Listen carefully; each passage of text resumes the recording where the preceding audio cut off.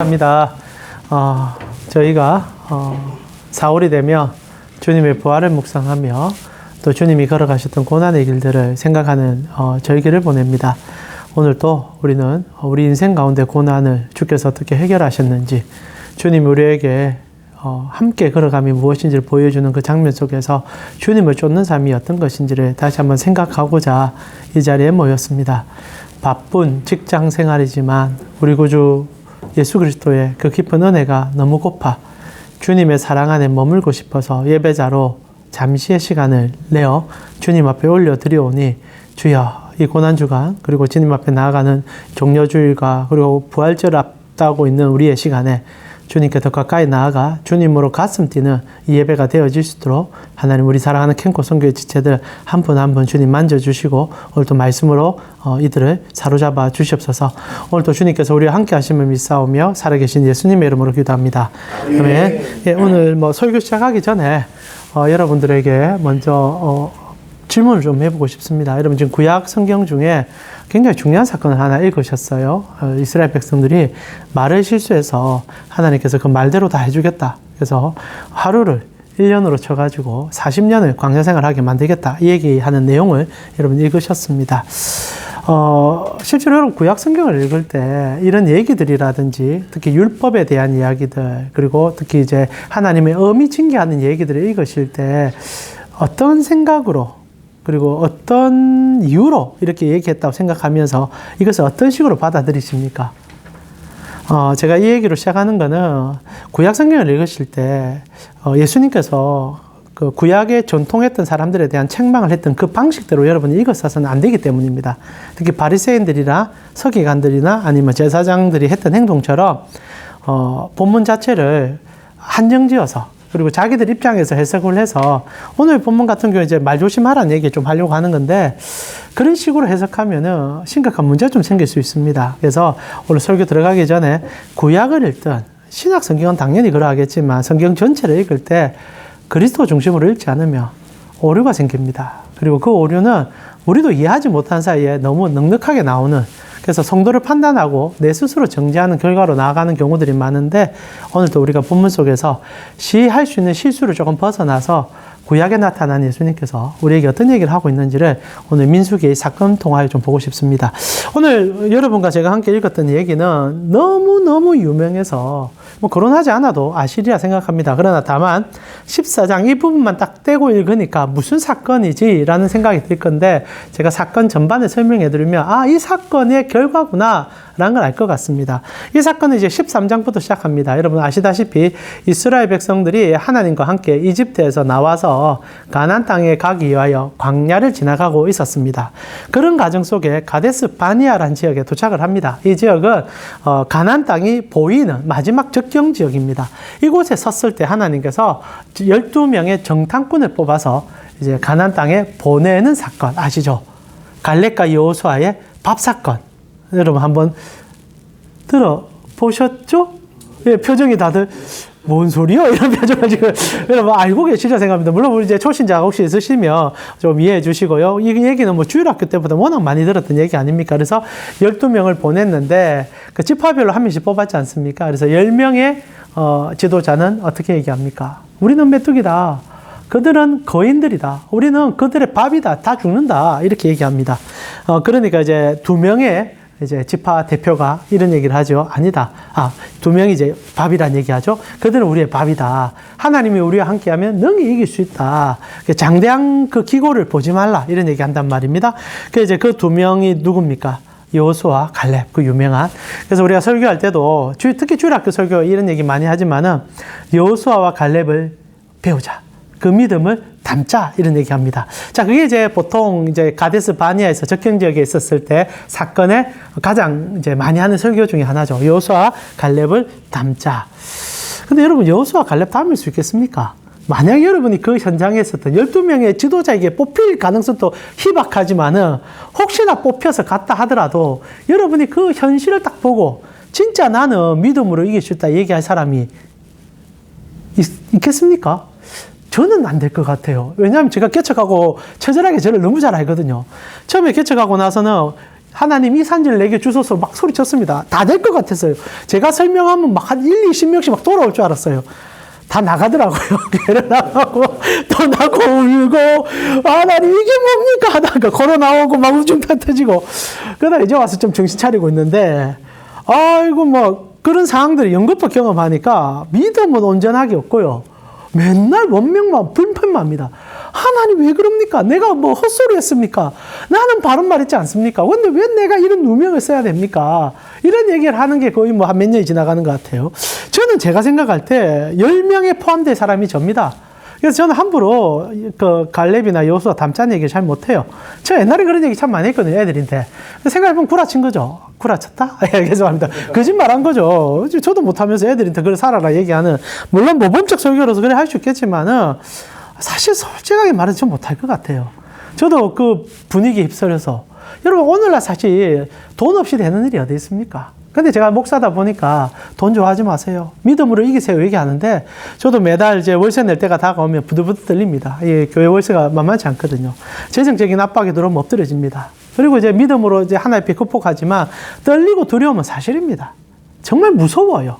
어느 날 하나님께서 정말 지금까지는 살려주고 계시지만 어느 날 갑자기 손을 탁 거두시면 우리 아무것도 안 남을 것 같아서 무서워요.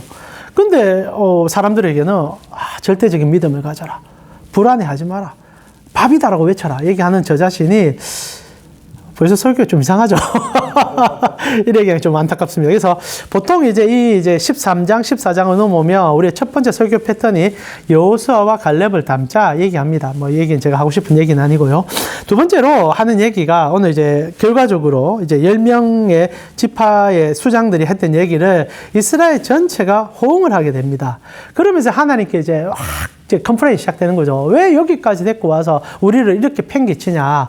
하나님이 맨 처음에 이제 안 된다. 1년을 이제 하루를 이제 1년으로 삼아서 40일을 너에게 고난의 시간을 보내게 하겠다. 이것도 모세가 중재를 해서 근근히 받아낸 하나님의 이제 혜택입니다. 근데도 이제 이게 용납이 안 되니까 사람들 모아서 올라가거든요. 그래서 전쟁에서 지버립니다. 많이 죽어요. 그리고 이제 돌아와서 울면서 이제 난리가 나는 거죠. 실질적으로 다 자기들이 잘못한 건데도 하나님 탓하면서 하나님 어떻게 이렇게 하시냐 원망을 막 쏟아내는 내용들을 여러분이 방금 읽은 겁니다. 그래서 14장 우리가 읽진 않았지만 1절에 보면은 온 회중이 소리를 높여 부르짖음에 백성이 밤새도록 통곡하였더라. 그리고 2절에 보니까 이스라엘 자손이 다 모세와 아론을 원망하여 온 회중이 그들에게 이르되 우리가 애굽 땅에서 죽었거나 이 광야에서 죽었으면 좋았을 것을 어찌하여 여호와가 우리를 그 땅으로 인도하여 칼에 쓰러지게 하려 하는가. 우리 처자가 사로잡히리니 애굽으로 돌아가는 것이 낫지 않겠느냐라고 얘기합니다. 그리고 나서 이제 주님께서 오늘 여러분과 함께 얘기했던 얘기를 하는 거죠. 28절에 그들에게 이르기를 여호와의 말씀에 내 삶을 두고 맹세하노니, 이어서 내는 하나님입니다. 내 삶을 두고 맹세하노니 너희 말이 내 귀에 들린 대로 내가 너희에게 행해 주겠다. 그래서 이제 하루가 이제 1년이 돼버리는 사건이 터집니다. 자, 그래서 두 번째 설교 패턴입니다. 주님은 우리의 말을 다 듣고 계신다. 그래서 말 조심해라. 혹시 이런 설교 들어본 적 있습니까? 와, 여러분 좋은 교회 다니십니다. 저는 어릴 때 정말 많이 들었거든요. 그래서 입에 능력이 있으니까 말 조심해서 복된 말, 좋은 말 많이 하면은 복 받는다는 얘기를 간간히 목사님들 하셨고요. 그래서 그때는 이제 한 몇 주는 입 조심합니다. 야, 복의 말을 하자. 축복의 말을 하자. 그래서 막 서로 막 인사도 시키지 않습니까? 옆에 이제 권사님 바라보면서 권사님 너무 아름다웠어요. 하도 안 아름다운데 하는 권사님 너무 아름다우세요. 얘기하라 그러고. 그게 거짓말이죠. 무슨 복된 말입니까? 막 시키는 거죠. 그래서 뭐 당신은 막 가장 잘 될 겁니다. 막 그런 말 시키고 그런단 말입니다. 그래서 이제 말 잘하면 복 받는다. 그래서 말 조심해라. 그러면서 성경에 일어났던 말 조심 사건들 막 끄집어냅니다. 그래서 합리화시키는 거예요. 그래서 말에는 힘이 있으니까 하나님이 천지를 창조할 또 말로 짓지 않았느냐. 그래서 우리도 그 동일한 영적인 권능의 말을 갖고 있으니까 말 조심하자. 이래서 성도들에게 말 이제 단도를 시키고 돌려보냅니다. 근데 제가 좀 삐딱한 목사다 보니까 그때는 잘 몰랐는데 제가 목회를 하면서 생각하는 거는 저 그런 설교 잘 안 하는 편인데 제가 생각할 때 그 당시 때 우리 목사님들이 왜 그런 말 했을까? 제가 목사가 되고 생각해 보니까 여러분 제 얘기는 오늘 듣고 다 잊으셔야 됩니다. 여러분의 교회 가서 똑같은 일을 목사님 보면 이해가 잘 안 가는데 제가 그래 느꼈다는 겁니다. 제가 그 당시 때 어떻게 느꼈냐면 제가 이제 목사가 되고 나서 야, 목사들이 성도 조련하려고 저 말하구나. 제 이제 삐딱한 생각이 그러는 거예요. 왜냐하면 실제로 하나님 앞에 좋은 말, 바른 말을 하자는 얘기도 있겠지만 교회 안에 쓸데없는 말 하지 말라는 거예요. 하여튼 교회에 좋은 말만 하자. 다 이제 교회 안에서 착한 말만, 이게 삐딱한 저의 목사가 되고 난 비의 시선입니다. 그래서 저는 그런 게 참 마음에 들지 않았어요. 실제로 여러분 생각에 제가 이렇게 좀 희화적으로 얘기했지만은 하나님이 여러분 말 하나 실수했다고 그 꼬투리 잡아가지고 하루를 10년씩, 1년씩 징계하고 막 때리고 혼내는 분으로 여러분 인식이 됩니까? 저는 아무리 생각해도 그런 하나님은 이해가 잘 안 갑니다. 근데 실제로 성경을 보면 그런 식의 하나님이 제법 많이 나와요. 가장 먼저 민수기에도 여러 사건이 나오지만 하나님이 정말 그들이 말 한 번 잘못했다가 신나게 두들겨 맞는 정도가 아니라 정말 죽는 사건들이 일어납니다. 그게 뭐냐면 고기 사건입니다. 혹시 여러분 아십니까? 이스라엘 백성들이 하나님이 만나를 주고 나니까 만나에 만족을 못 해가지고 고기가 먹고 싶다고 하나님 앞에 컴플레인이 들어간 거예요. 다시 한번 말하지만 저는 아마 그 자리에 있었으면 똑같이 컴플레인 했을 겁니다. 저는 고기를 너무 좋아하거든요. 어떻게 밀가루만 먹고 삽니까? 찜맛조가 쌀밥만 먹고 삽니까? 고기 한 점 얹어서 같이 먹어야죠. 이스라엘 백성들 마음이 이해가 되는 것 같아요. 그래서 이스라엘 백성들이 이제 만나만 먹다가 나중에 질려버려가지고 부쳐 먹기도 하고 쪄 먹기도 하고 튀겨 먹기도 하다가 여러분, 그 계속 먹으면 무슨 맛이 있겠습니까? 그래서 이제 고기 달라고 얘기합니다. 그래서 이제 하나님 앞에 고기 달라고 얘기하는데 하나님이 고기를 줘요. 근데 고기 주면서 어떻게 아십니까? 두들겨 패요. 그게 이제 민수기 11장 얘기인데, 이런 얘기가 나옵니다. 11장 4절에 보니까 그들 중에 섞여 사는 다른 인종들이 탐욕을 품음에 이스라엘 자손도 다시 울며 이르되 누가 우리에게 고기를 주어 먹게 하랴. 이게 좀 재밌죠. 고기 달라고 하는데 섞여 있는 다른 인종들. 여기서 다른 인종이라는 것은 우리가 피부와 색깔이 다르다는 얘기가 아니라 이스라엘 백성들은 처음부터 다민족 체계로 시작했습니다. 여러분 이거 좀 아셔야 되는데 이스라엘 백성들이 출애굽할 때 단일 민족이라고 생각하는 사람들이 있어요. 그래서 이스라엘의 혈연적 가치를 굉장히 중요하게 여기는 것 같지만 아니에요. 처음 출애굽할 때 이집트에 있는 사람들 가운데도 여호와의 기적을 보고 감동해서 따라온 사람들도 있고 그 시절에 이집트에 있는 많은 종들도 출애굽에 같이 동참해서 섞여 사는 무리들이 같이 나아갑니다. 물론 이제 본토 이스라엘이 대절대 다수였지만 출애굽에는 혼혈족으로 같이 들어가요. 여러분 오늘 보게 되는 갈렙 같은 경우에도 혼혈족입니다. 이 그나스 지파거든요. 이게 지파가 아니고 그나스 족입니다. 소위 말하는 에서 지파의 한 사람이거든요. 그러니까 유대 지파는 이스라엘 지파는 처음부터 다 섞여 있었어요. 그런데 여기서 다른 인종들이라는 표현을 쓰는 거는 섞여 있는 무리라는 표현이 아니라 같은 믿음을 갖지 않은 사람이라는 표현이 됩니다. 이 중요한 얘기예요. 단순히 고기 얘기가 아니라는 거죠. 자, 그래서 다른 인종들이 탐욕을 품음에 이스라엘 자손도 다시 울며 이르되 누가 우리에게 고기를 주어 먹게 하랴. 그래서 5절에 우리가 애굽에 있을 때에는 값없이 생선과 오이와 참외와 부추와 파와 마늘들을 이게 뭐가 맛있다고 이런 얘기 하는지 잘 모르겠는데 생선과 오이와 참외와 부추와 파와 마늘 예, 우리나라 한민족이 생각이 납니다. 맞죠? 마늘 없으면 못 살고 파 없으면 못 살고 하여튼 먹은 것이 생각이 났다고 얘기합니다. 그래서 고기 달라고 하나님께 얘기를 해요. 여러분 이게 진짜 잘못한 걸까요? 고기 달라고 한 겁니다. 오늘 이스라엘 백성들이 오늘 우리 14장만 하더라도 힘에 붙여서 여러분 또 장대한 기골의 거인을 봐서 너무 무서워가지고 못하겠다 얘기한 걸 정말 두들겨 맞아가지고 하루를 1년씩 쳐야 될 이유가 됩니까? 나아가 고기 좀 먹고 싶다 했다고 어떻게 됩니까? 10절에 보게 되면 11장 10절에 백성의 온 종족들이 각기 자기 장막문에서 우는 것을 모세가 들으니 이러므로 여호와의 진노가 심히 크고 모세도 기뻐하지 아니하였더라. 그러고 나서 19절부터 이렇게 됐어요. 하루나 이틀이나 닷새 동안 열흘이나 20날만 먹을 뿐이 아니라 냄새가 싫어하기까지 한 달 동안 고기 먹여줄게. 하나님 얘기합니다. 이게 화가 났어요. 고기 먹고 싶다고? 이빨에 낄도록 먹여줄게. 하루건 이틀이건 한 달이건 고기만 먹어라. 그러고 나서 이렇게 얘기하면 너희가 너희 중에 계시는 여호와를 멸시하고 고기 달라 했던 게 하나님을 멸시한 겁니까? 그 앞에 울며 이르기를 우리가 어찌하여 애굽에서 나왔던가 함이라. 그러고 나서 33절 34절에 고기가 아직 이 사이에 있어 씹히기 전에 여호와께서 백성에게 대하여 진노하사 심히 큰 재앙을 치셨으므로 그곳 이름을 기브롯 핫다와라. 진 끝에서 불이 났다는 얘기거든요. 하나님 불을 지른 것 같아요. 그래서 이스라엘 백성 태워버렸습니다. 그래서 불렀으니 욕심을 낸 백성들이 거기 장사되었다. 죽었다는 얘기를 해요. 고기 달라고 했다가 짐 끝에서 캠프파이어가 시작된지 모르겠지만 불이 나가지고 다 타 죽었어요. 여러분 이해가 됩니까? 저 이해가 잘 안 가요. 여러분 한번 그냥 상식적인 질문을 해봅시다. 진짜 하나님이 그래 하신 것 같습니까? 근데 성경에 나오니까 한 거겠죠. 그러니까 목사들은 편안하게 뭐 하나님 하시니까 나도 잘 못 지키면서도 말 조심해라. 그리고 특히 하나님 불평불만 하지 마. 믿음 가지고 그냥 긍정의 힘으로 달려가. 그럼 하나님 복 줘. 이런 얘기 한단 말입니다. 나도 못 하는데. 여러분 상식적으로 우리 상식을 좀 동원해 봅시다. 여러분은 신구약 전체를 통합해서 이런 하나님이 이해가 됩니까? 그래서 구약 성경과 신약 성경 충돌이 일어난다고 얘기하는 사람들 있죠. 왜냐하면 신약 예수님은 끝까지 사랑하잖아요. 죄인들을 찾아가잖아요. 현장에서 가늠한 여인도 품어주잖아요. 그리고 다 말합니다. 2번 다시 죄 짓지 마. 용서해 줍니다. 근데 고기 한 번 못 먹었다고. 고기 달라고 했다고. 그리고 갔다가 무서워서 떨다가 부정적인 말 한마디 했다고. 여러분 이런 하나님을 우리가 이해가 잘 안 가죠. 그런데 이해 안 가는 것을 설교하다 보니까 실수가 나온다고 생각해요. 말 조심해라. 윤리적으로 제대로 살아라. 그리고 깨끗하게 살아라. 성경 깨끗하게 살아라는 얘기를 하긴 하지만은 용서받아서 깨끗하게 살아라는 거지 깨끗하게 살아서 용서받아라는 얘기를 하지 않습니다. 뒤집어 생각하면 안 된다는 거죠. 입을 잘못 놀려서 실수한다는 게 아니라 실제로는 하나님께서 우리 입을 고쳐주셔서 바른 말을 할 수 있는 힘을 주십니다. 그러나 실수해도 품어주고 우리가 왜 회개할 수 있는 은혜가 있습니까? 용서받을 기회가 열렸지 않습니까?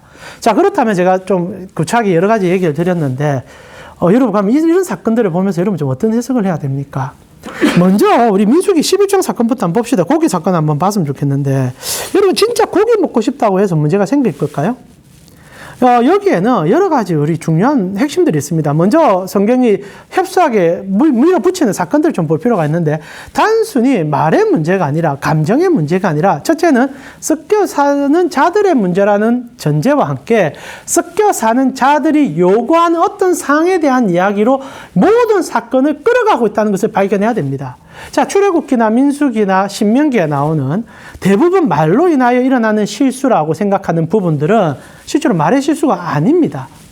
이들은 말을 하는데 단순히 말의 문제가 아니라 어떤 절대적 가치를 향한 자기들의 신앙을 드러내는 얘기들을 계속했다는 거예요. 여러분 이런 얘기들 속에 단순히 개인의 불평이 아닌 이들 속에 계속 같은 말이 반복되고 있는 것을 발견한다면 여러분 조금 더 성경을 제대로 읽고 있는 겁니다. 여러분 일이 일어날 때마다 이스라엘 백성들이 꼭 전제로 다는 얘기들이 있다는 거 혹시 아십니까? 이집트입니다. 이집트. 이들은 언제나 이집트를 들고 들어옵니다. 그러니까 하나님 앞에 얘기하면서 이집트에 있을 때는 방금 얘기했던 파, 부추, 마늘 그 정말 맛없는 것들 그 얘기도 어디서 나옵니까? 이집트에서. 여러분 가나안 땅에서 가데스 바니아에서 거인들을 보고 두려워할 때도 이들이 무슨 얘기합니까? 이집트에 있었다면 언제나 문제가 생길 때마다 하나님의 강렬한 징조와 징계 속에는 이집트가 나오게 되어 있었고 이집트에 대한 마음들을 얘기하는 그들이 그 문제를 유발시키고 있는 것을 보여줍니다. 그러니까 이 문제는요, 구약에 특히 하나님의 말의 문제나 감정의 문제를 다룰 때 단순히 성도가 말실수했다, 감정에 어그렸다가 문제가 아니라 그들 속에는 정체성에 대한 문제를 얘기하는 거예요. 그들은 아직도 하나님의 백성이 되지 않았다는 얘기입니다. 섞여 사는 무리들인 거예요. 예수를 믿지 않는다는 얘기와 같다라고 표현하고 싶어요. 그래서 그들은 언제나 무엇을 추구하느냐? 이집트를 추구해요. 교회 안에 앉아 있어도 이집트 얘기하고 교회 안에 앉아 있는데도 이집트를 흠모합니다. 조금 더 쉽게 얘기하면 우리가 예배를 마치고 같이 교인들끼리 모입니다. 주일 하루입니다. 그럼 우리가 사실 무슨 얘기해야 될까요? 주일이면. 그래도 우리 구주 예수 그리스도에 대한 기쁨과 말씀에 대한 해석들, 오늘 목사님 들었던 설교들 그런 얘기하면 얼마나 좋습니까? 근데 주일 그 딱 1시간만 예배 드리고 나머지 하루 이렇게 일주일 내도록의 그 시간들은 전부 이집트 얘기만 하는 경우들이 많습니다. 내가 이번에 우리 지금 처제가 서울에 집을 2채를 샀는데 지금 제가 배가 많이 아픕니다. 처제가 돈 없이 집을 2채를 샀어요. 2채를 샀는데 참 그렇게 사시더라고요. 우리 처제가 배가 아프다니까 이런 비산으로 보는데 집값이 2배가 지금 갑자기 올랐더라고요. 그래서 2억인가 샀는데 2억이 아니 도대체 하여튼 샀는데 지금 하여튼 가만히 있다가 한 몇 주 만에 한 4억을 그냥 벌더라고요.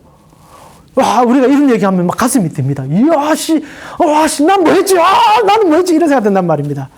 자, 이게 이집트 얘기죠. 오로지 이집트 얘기. 근데 이게 살다 보면 안 할 수는 없습니다. 근데 아이러니하게 교회에 와서까지 한단 말입니다. 주일날 예배 마치고 식사하면서 이런 얘기를 한다는 거예요. 야, 너가 이번에 서울대 갔다며. 야, 어느 학원에서 누구 강사 썼는데. 야, 누가 통해서, 야, 어떻게 했는데? 주일날 목사님께서 세상을 탐하지 마라. 하나님 나라를 사랑해라. 아멘 해놓고 밥 먹으면서, 야, 어떻게 하면 되는데? 야, 지금 어느 주식이 오르는데? 그 얘기하다가, 와, 오늘 또 내가 정보 하나 얻고 갔구나. 여러분, 정말 솔직하게 물어봅시다.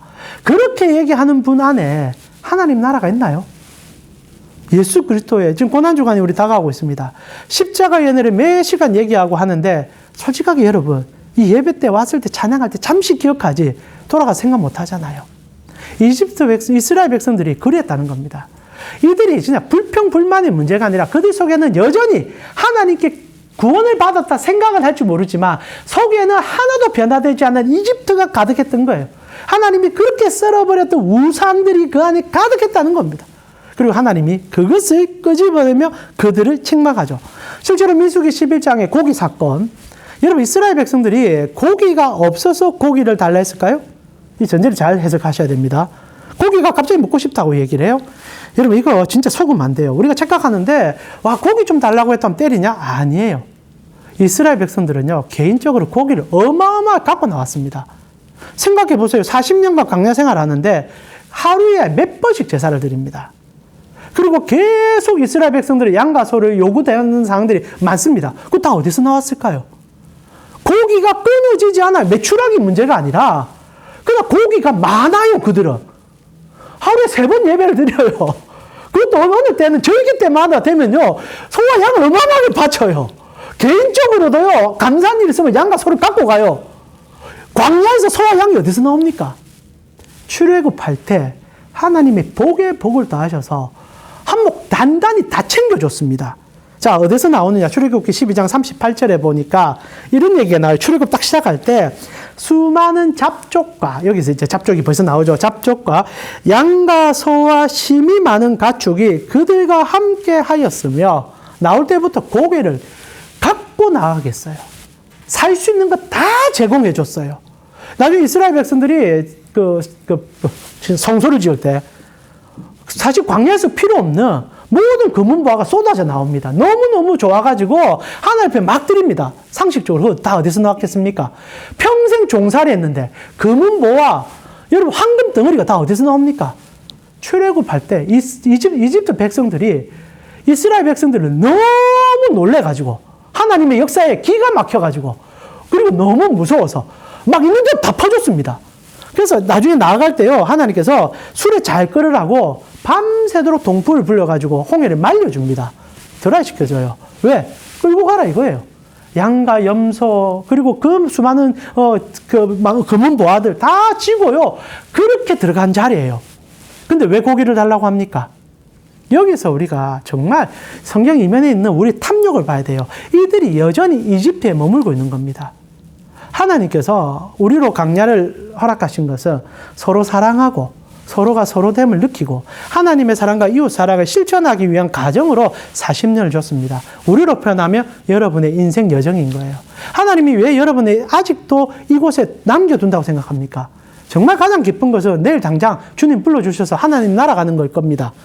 그래 믿지 못하시죠? 그냥 더 살고 싶은 게 저의 욕망이기도 하고요. 그러나 만약 내일 불러주시면 가장 기쁜 걸로 할 건데 왜 하필 40년이나 광야생활 줍니까? 하나님 나라 훈련하여서 하나님 나라의 기쁨을 보여줌으로 아직도 구원받지 못한 자들에게 하나님의 그 놀라움을 보여라는 여러분은 하나님의 강구판인 거예요.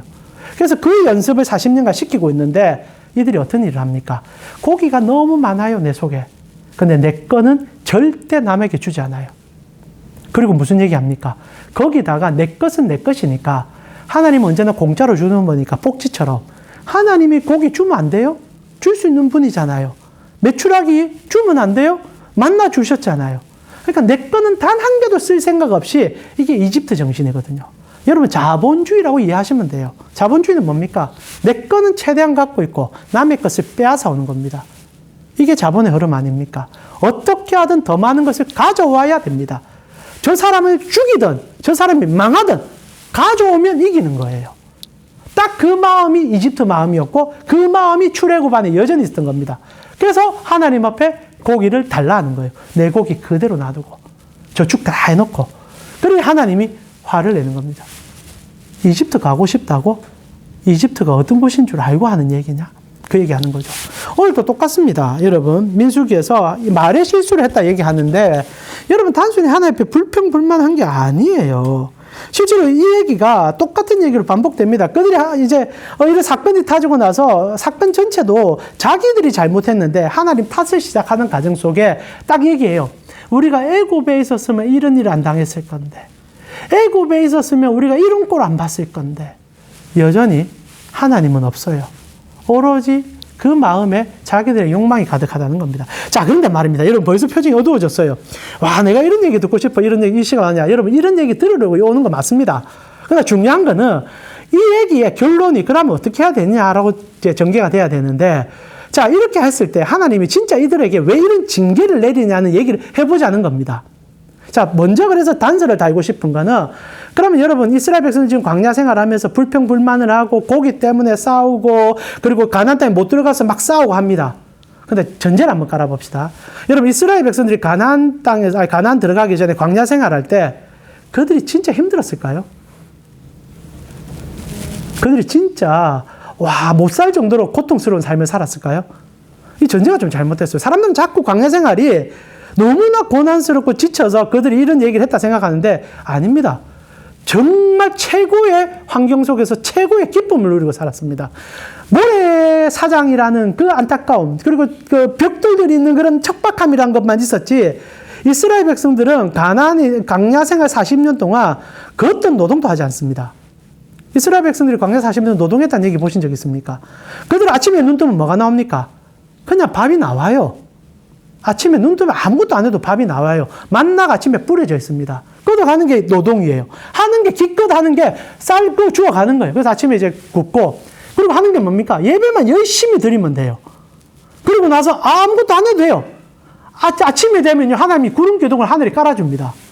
에어컨이에요, 에어컨. 그 더운 날 다 깔아줘요. 밤이 되면 뭐가 나옵니까? 불기둥이 나타나요. 히터. 밤 되면 얼어 죽지 말라고 바람을 떼어줍니다. 제가 생각할 때 광야 40년이요. 축복이에요, 축복. 아침에 눈 뜨면 에어컨 틀어져 있고, 밤 되면 히터 틀어주고, 아침에 눈 뜨면 밥이 깔려있고, 그래서 하는 일이 뭡니까? 신앙 얘기하고, 뭐 좋은 얘기하고. 근데 사람이 참 간사한 게 여유가 생기니까 불평불만이 나온 것 같아요. 오히려 두들겨 맞으면 불평불만 안 합니다. 근데 하나님이 그렇게 살고 싶지 않아서 그들을 불러낸 거 아닙니까? 생각해보면 광야 생활이 가장 축복적인데, 다만 환경과 여건이 척박하다 뿐이지 사실상 우리가 추구하는 모든 인생의 행복이 거기 다 있었습니다. 잘 먹고 잘 살고, 가족 간의 우애가 끊이지 아니하고, 무엇보다 하나님을 예배함에 기쁨을 찾을 수 있는 시간들, 다른 외적인 용서나 환경의 어려움이 찾아오지 않는 것들, 필요할 때마다 하나님이 물을 내쏟게 하시고 얼마나 아름다운 일들을 우리 귀에 들려준지 모릅니다. 그런데도 이들 마음속에는 그것이 안 보이는 거예요. 왜? 여전히 이집트가 내 마음에 있으니까. 야, 저 그렇게 산 것도 아닙니다. 종으로 살았는데도, 야, 이집트에서 내가 힘을 휘둘렀는데, 야, 내 한마디 말에선 저 사람들 꾸벅꾸벅 죽었는데, 야, 내가 저기 있을 때는 이런 일을 했는데, 말도 안 되는 그런 얘기를 가지고 내 안에 키워서 하나님은 나에게 그 욕망을 성취하지 못하게 하는 분이야. 이스라엘 백성들이 광야 40년간 싸운 건 딱 하나예요. 내 안에 욕망이에요. 끊임없이 내 안에 욕망과 싸워요. 환경과 싸운 게 아니에요. 그래서 하나님이 이들에게 한 가지를 가르쳐 줍니다. 너희는 구원받을 수 있는 자들이 아니야. 광야 40년의 결론 딱 하나입니다. 이들은 구원받을 수 있는 자들이 아니야. 다른 말로 표현하면 우리 또한 구원받을 수 있는 자들이 아니야. 우리의 마음의 행동과 우리의 생각의 그런 방향과, 그리고 여러분의 열심과, 그리고 하나님을 향한 어떤 열정도 여러분이 구원을 이룰 수 있는 도구가 아니야.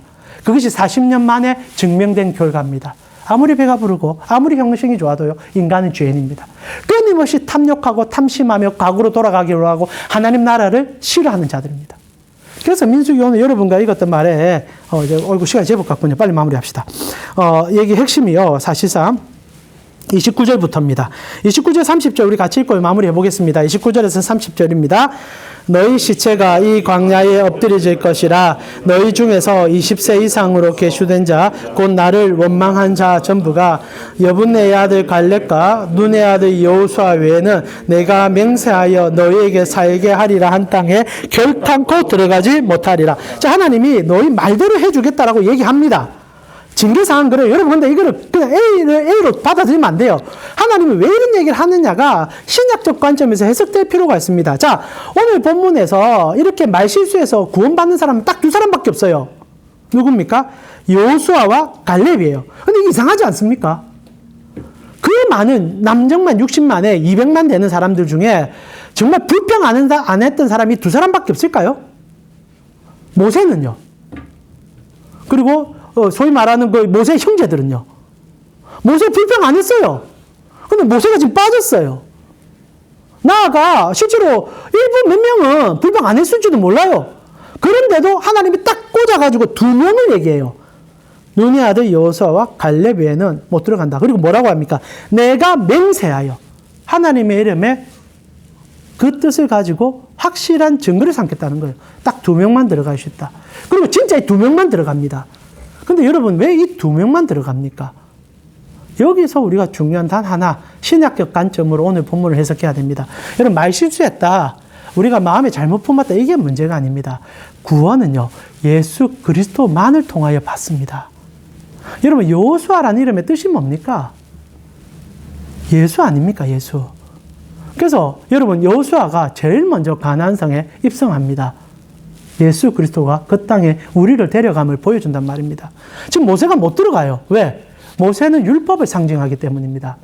모세는요, 무엇을 해도 결국 못 들어가게 될 인물이었어요. 왜냐하면 이때 벌써 결정이 났으니까. 모세가 왜 못 들어갑니까? 실제적으로 나중에 민수기를 보게 되면 마지막에 하나님 앞에 당신의 영광을 못 드러내는 일이 생깁니다. 반석을 두 번 치는 일이 생겨요. 하나님 바로 브레이크를 걸어요. 너가 어떻게 하여서 나의 영광을 잘못 보이냐? 너 가나안 땅 못 들어가.